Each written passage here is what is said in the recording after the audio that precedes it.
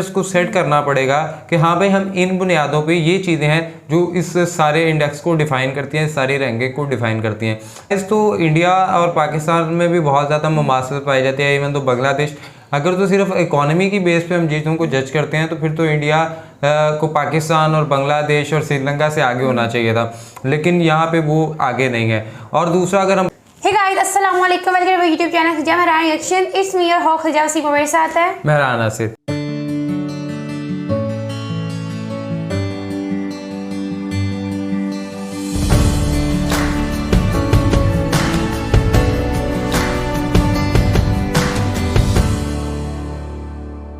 नाज़रीन, अभी global hunger index की एक रैंकिंग आई है और उसमें इंडिया जो है वो पाकिस्तान से पीछे है।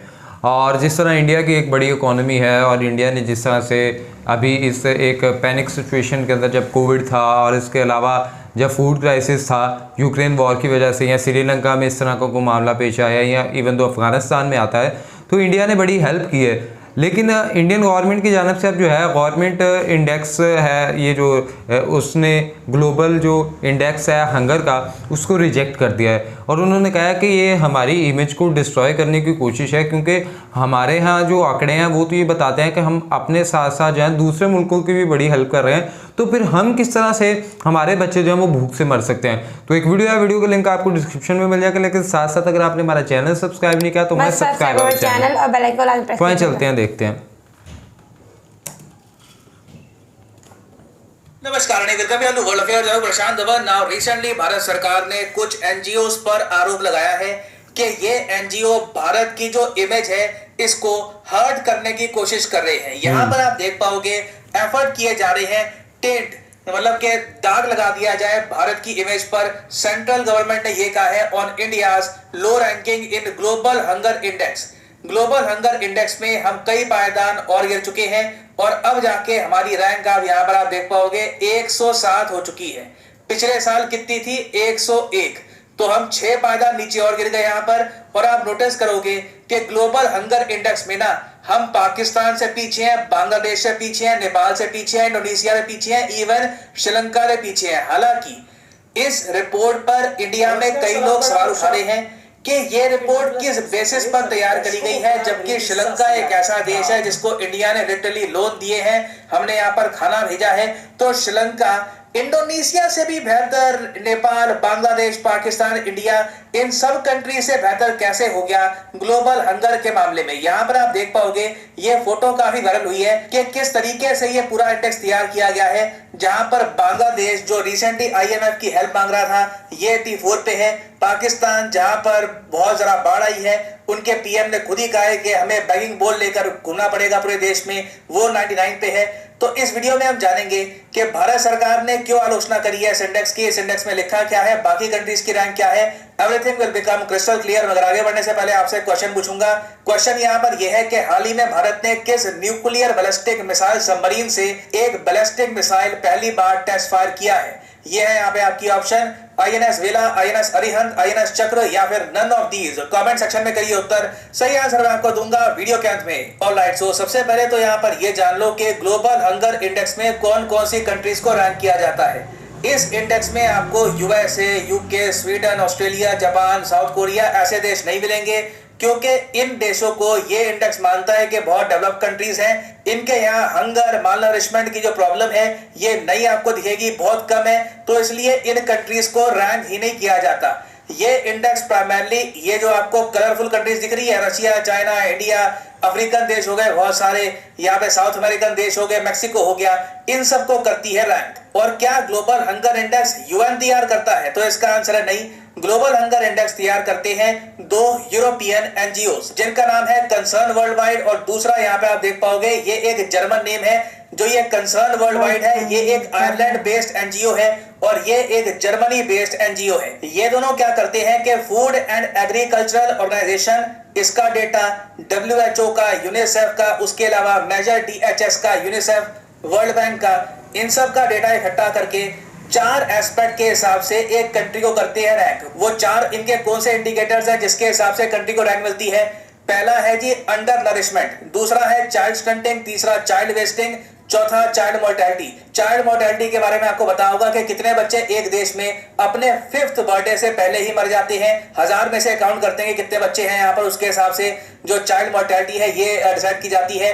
चाइल्ड वेस्टिंग का मतलब होता है कि 5 साल से कम उम्र के जो बच्चे हैं उनमें से कितने बच्चों का बहुत ज्यादा कम वेट है। चाइल्ड स्टंटिंग का मतलब होता है कि एक बच्चे की हाइट जितनी हो सकती थी उतनी नहीं हो पा रही, उसकी जो फिजिकल ग्रोथ है जो हो सकती थी वो कम पोषण के कारण नहीं हो पा रही। और अंडर नरिशमेंट के बारे में आपको पता होगा कि कैलोरिक इनटेक जितना एक बच्चे का होना चाहिए उतना कैलोरिक इनटेक जब नहीं होता तब कहा जाता है कि एक बच्चा अंडर नरिश्ड है। अब भारत सरकार ने इस इंडेक्स की आलोचना कैसे करी है? पहले तो भारत सरकार ने यहाँ पर यह कहा है कि आप अगर 4 इंडिकेटर देखोगे इस पूरे इंडेक्स के, यहाँ पे जो ये इन्होंने दे रखे हैं कि under nourishment, child wasting, child mortality, तो ये लोग प्राइमरली फोकस कर रहे हैं सिर्फ चाइल्ड पॉपुलेशन पर, जो भारत की टोटल पॉपुलेशन का एक रिप्रेजेंटेशन नहीं हो सकता। यहाँ पे आप देख पाओगे 3 out of the 4 indicators used for calculation the index are related to the health of children and cannot be representative of the entire population। कुछ हद तक ये तर्क ठीक है कि पूरी आबादी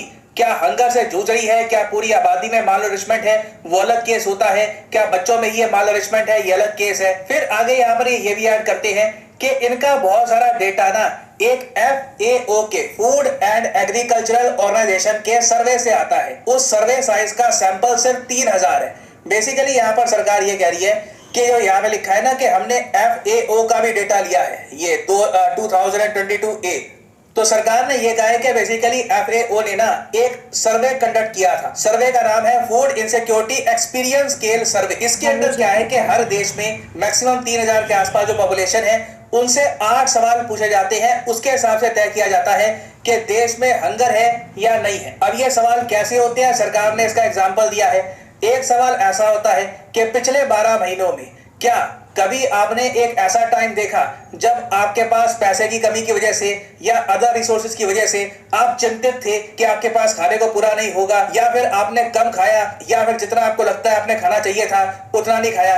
तो इस टाइप के सवाल होते हैं। It is evident that such questions do not search for facts on relevant information about delivery of nutritional support, assurance of food security by the government। तो सरकार ये कह रही है कि ऐसे सवाल से ना कंट्री में हंगर है, हंगर नहीं है, हंगर किस लेवल पे है, ये डिटरमाइन नहीं कर सकते। अगर आपको इसके बारे में जानना है तो पूरे कंट्री वाइड आपको फैक्ट चाहिए कि देश की आबादी में कितने लोग अंडर नरिश्ड हैं, कितने लोगों के पास खाने को नहीं है, तो एक प्रॉपर पिक्चर आएगी। ये सरकार का कहना है। आगे फिर भारत सरकार ये भी ऐड करती है कि गवर्नमेंट ने बहुत सारे स्टेप्स लिए हैं कोविड-19 के दौरान ताकि लगातार लोगों को खाना मिल पाए। सरकार ने मार्च 2022 में अनाउंस किया था distribution of additional free of cost food grains, चावल और wheat to 80 crore national food security act beneficiaries at the scale of 5 kg per person per month under PM Garib Kalyan Yojana. तो जो भी सरकार की योजनाएं हैं प्राइमरली गरीब कल्याण योजना, उसके अलावा आंगनवाड़ी जो सर्विसेज हैं, इन सब का यहाँ पे मेंशन किया है सरकार ने। और सरकार ने बेसिकली ये कहा है कि वेरियस स्कीम्स के अंडर हमने पूरी कोशिश करी है कि देश में अंडर नरिशमेंट कम हो। तो कहीं से भी सेंस नहीं बनती कि इंडिया एक ऐसा देश जहां पे आप अगर देखो तो per capita dietary energy supply लगातार बढ़ रही है, वहां पे पॉपुलेशन अंडर नरिश्ड हो। ना अब आप एक सवाल यहाँ पर पूछ सकते हैं कि क्या सरकार के तर्क में दम है, क्या सरकार यहाँ पर सही बात कर रही है? मैं कहूंगा देखो, अगर सरकार यहाँ पर मेन फोकस सरकार का ये है कि इस पूरे इंडेक्स में फोकस तो आपने चाइल्ड नरिशमेंट पे ही किया है, तो चाइल्ड नरिशमेंट पर भी फोकस मेरे हिसाब से बहुत ही इंपॉर्टेंट है।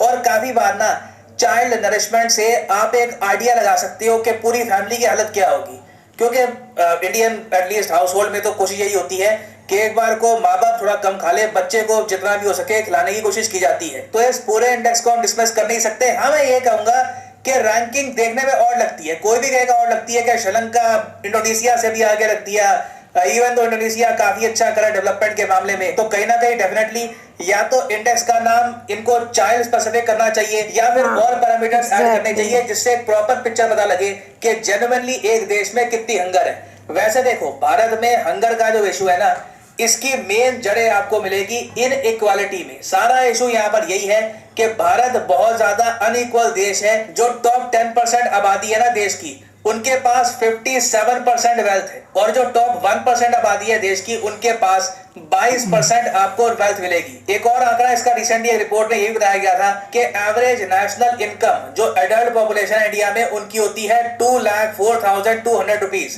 मगर जो बॉटम 50% पॉपुलेशन है इंडिया की, ये सिर्फ साल में 53,610 रुपीज कमा पाते हैं। तो नीड मेरे हिसाब से ये है कि देश की एक बड़ी आबादी जिनको अभी अर्निंग की अपॉर्चुनिटी मिलती नहीं है, प्रॉपर जॉब्स की कमी की वजह से, मैन्युफैक्चरिंग जॉब की कमी की वजह से, वो हमको इशू सॉल्व करना होगा। फाइनली हम कोशिश कर रहे हैं, मगर again we need manufacturing jobs fast, तभी एक बहुत ही बड़ी आबादी है हमारी, इसकी इनकम बढ़ेगी और अपने आप देखोगे कि माल नरिशमेंट भी भारत में कम होगी। उसके अलावा देखिए कुछ स्टेट्स हैं, उन पर हम जरा फोकस कर सकते हैं। नीति आयोग ने भी इस पर एक रिपोर्ट तैयार करी थी कि कौन सी स्टेट्स हैं जो लीड कर रही है भारत को हंगर को एंड करने में, कौन सी कंट्रीज हैं जो भी एस्पिरेंट स्टेट्स हैं उनको बहुत कुछ करने की आवश्यकता है। तो यहाँ पे आप देख पाओगे जो फ्रंट रनर है, जो बेस्ट परफॉर्मिंग स्टेट्स हैं, उनमें आपको मिलेगा सिक्किम, उसके अलावा हरियाणा है, गोवा है, केरला यहाँ पे आपको मिलेगा, और परफॉर्मर स्टेट्स में आपको दिखेगा हरियाणा, उसके अलावा यहाँ पे कर्नाटका, तमिलनाडु, कई और स्टेट्स भी आपको दिखेगी, यूनियन टेरिटरीज हैं, नॉर्थ ईस्ट की बहुत सी स्टेट्स हैं। मगर एस्पिरेंट में आप अगर देखो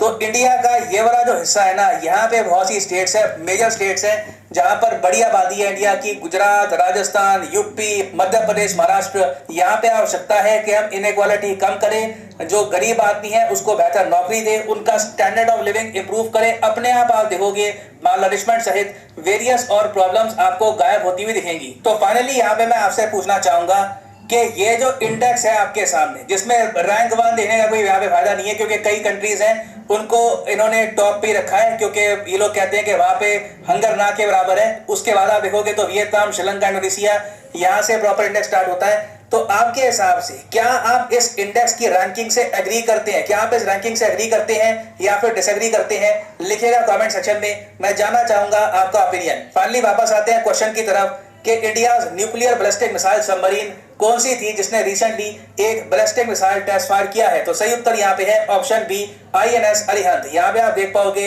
hit the target ballistic missile fired from nuclear submarine INS Arihant. Finally यहाँ पर क्या कहती हैं दीजा? यही कहूँगी कि जैसे मतलब अगर ये रैंक ऐसे आया तो उसका सबसे बड़ी वजह ये भी है कि इंडिया की बहुत बड़ी पॉपुलेशन है as compared to Pakistan, Sri Lanka, Bangladesh. तो ऑब्वियसली जितनी ज़्यादा आपकी पॉपुलेशन होती है उतने ही ज़्यादा आपके मसाइल होते हैं। तो एक तो बड़ा मसला है इसमें पॉपुलेशन का, दूसरा बड़ा मसला उन्होंने खुद बताया इनइक्वालिटी का है। और साथ साथ बात की जाए तो बीमारियां तब ही ज़्यादा बढ़ती हैं, ये चीज़ें तब ज़्यादा आती हैं जब अवेयरनेस नहीं होती है। और अवेयरनेस क्यों नहीं होती है? लैक ऑफ एजुकेशन की वजह से नहीं होती है। अगर हम पेरेंट्स को एजुकेट करेंगे तो मतलब ऑब्वियसली बच्चों तक वो चीज़ पहुंचेगी। क्योंकि मुझे लगता है पाकिस्तान में भी ऐसे बहुत से मतलब पसमानदा इलाके हैं जहाँ पे माँ बाप पढ़े लिखे नहीं हैं, और इंडिया में भी ऐसे बहुत से हैं जहाँ पे भी एजुकेशन नहीं, क्योंकि उनका भी मतलब लिटरेसी रेट इतना कुछ ज़्यादा नहीं है। तो जिसकी वजह से ये बीमारियाँ जन्म लेती हैं। क्योंकि अभी भी कुछ पोलियो प्रॉपर ख़त्म क्यों नहीं हुआ तो उसकी वैक्सीन आ गई, कोविड प्रॉपर ख़त्म क्यों नहीं हुआ तो उसकी वैक्सीन आ गई है। तो इसका यही मतलब है कि आई थिंक ये हमारे अंदर अवेयरनेस ही नहीं है अभी तक इस मामले में। हाँ, ये चीज़ तो देखना पड़ेगी। और दूसरा ये है कि शायद यहाँ पे ग्लोबल हंगर इंडेक्स के कुछ ऐसे हैं जो पैरामीटर्स वो नहीं डिफाइन कर सके ताकि ये प्रॉपरली तरह से पता लग सके। अदरवाइज़ तो इंडिया और पाकिस्तान में भी बहुत ज़्यादा मुमासलत पाई जाती है। इवन तो बांग्लादेश, अगर तो सिर्फ इकोनॉमी की बेस पे हम चीज़ों को जज करते हैं तो फिर तो इंडिया को पाकिस्तान और बांग्लादेश और श्रीलंका से आगे होना चाहिए था, लेकिन यहाँ पे वो आगे नहीं है। और दूसरा, अगर हम पॉपुलेशन की बुनियाद पे जज करते हैं तो फिर तो ठीक है। और तीसरा ये कि पहले ना ग्लोबल हंगर इंडेक्स को कुछ पैरामीटर्स को सेट करना पड़ेगा कि हाँ भाई हम इन बुनियादों पे ये चीज़ें हैं जो इस सारे इंडेक्स को डिफ़ाइन करती हैं, सारी रैंकिंग को डिफ़ाइन करती हैं। लेकिन जिस तरह मलेशिया है वो भी श्रीलंका से पीछे। अब ये वो कंट्रीज हैं कि जो बहुत ज़्यादा डेवलप लगते हैं। अब पाकिस्तान में बहुत बाढ़ आई है, पाकिस्तान में बहुत ज़्यादा सैलाब आए, और सैलाब की वजह से जो है पाकिस्तान में बहुत सारी बीमारियां भी आई हैं, बहुत से लोगों फूड क्राइसिस भी पैदा हुआ है। तो ये चीज़ें अगर पाकिस्तान, अब ये देखना है कि ये रैंकिंग तो लेटेस्ट ही है 2022 और ये पिछले 5 सालों की ही है, लेकिन अब यहाँ पे ये चीज़ जो है वो लाजमी डिफ़ाइन करनी पड़ेगी ग्लोबल हंगर इंडेक्स को कि ये वाकई कहीं इंडिया की जो एक आइडेंटिटी है उसको तो नहीं नुकसान पहुँचाने के लिए, और अगर वो नहीं है तो फिर कौन से पैरामीटर्स की बुनियाद पे इंडिया को 107 पे रख दिया गया है और पाकिस्तान पाकिस्तान को 99 पे और बांग्लादेश को 99 से भी 84 पे वो चले गया, और इससे भी अगर आप श्रीलंका चला जाए तो वो 64 पे। सो ये चीज़ें जो हैं ये लाजमी देखनी पड़ेंगी। एनीहो, आप इस हवाले से क्या राय रखते हैं कमेंट बॉक्स में लाजमी बताएं। वीडियो को लाइक करें, शेयर करें, चैनल को सब्सक्राइब करें, बेल आइकन को प्रेस करें, इंस्टाग्राम आईडी मेंशन करें, फॉलो करें, सजेशन दें। तब तक के लिए मेजबान हो गए, तो दुआ में याद रखें। अल्लाह ने।